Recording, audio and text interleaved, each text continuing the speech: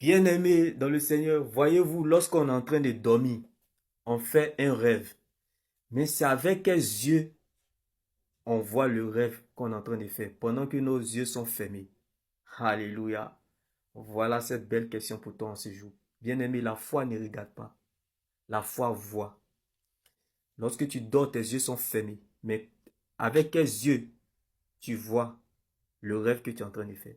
C'est pour te dire que prêcher fait à soi, mais avoir les yeux ouverts permet de voir au-delà de nos limites. Les hommes prophétisent, mais Dieu lui parle. Donc ça veut dire que quoi? Lorsque tu as les yeux fermés, quand tu es en train de dormir, tu peux voir. Donc ça veut dire, avec les yeux ouverts, tu peux voir au-delà de ce que tu regardes. C'est ça la foi, bien-aimé. Voilà cette bonne nouvelle pour toi. C'est pour cela que la Bible pouvait nous le dire. C'est la foi qui fait que ceux qui ont les problèmes dorment. Comme la Bible pouvait nous le dire, lorsqu'il y avait la tempête, Jésus-Christ dormait. Bien-aimé. Mais lorsque Jésus s'est réveillé, il a parlé à la tempête, mais il n'a pas parlé de la tempête. Donc, bien-aimé, laisse-moi t'annoncer cette bonne nouvelle en ce jour. Ne me parle plus de ce problème, mais parle au problème. Laisse ces problèmes exprimer ta foi. Laisse cette situation, bien-aimé, démontrer la valeur et le poids de ton Jésus. Laisse ces épreuves te conduire là où Dieu lui-même t'attend. Laisse ces épreuves, bien-aimé, réveiller la chose de Dieu qui est en toi. Car Jésus-Christ n'a pas parlé de la tempête, mais il a parlé à la tempête. Et la tempête s'est calmée. Il dit à quelqu'un ce jour, le désert ne te rendra pas noir, mais plutôt blanc. Quel que soit le goût de ton désert, il neigira un jour.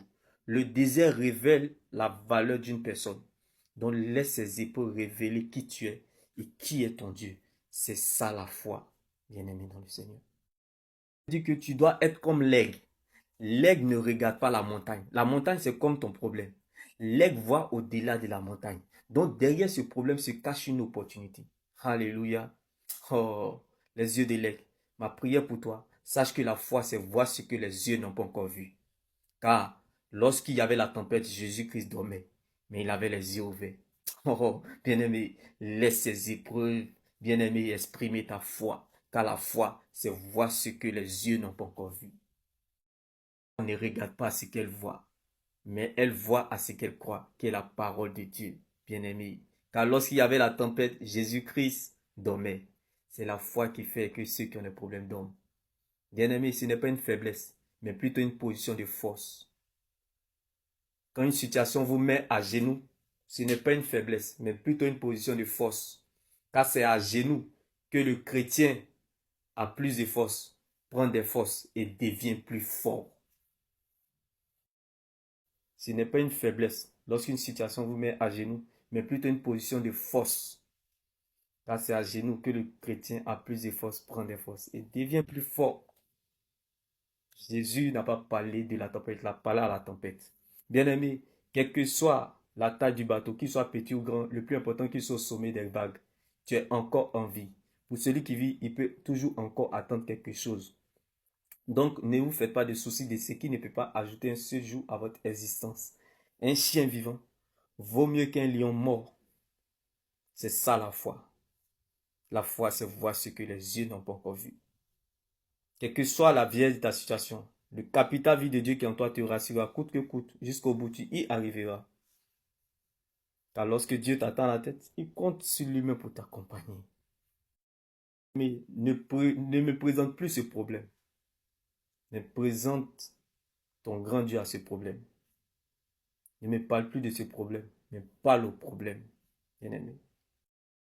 Le problème vient dans ta vie parce que tu es la solution à ce problème. Ce que tu ignores peut t'envoyer très loin.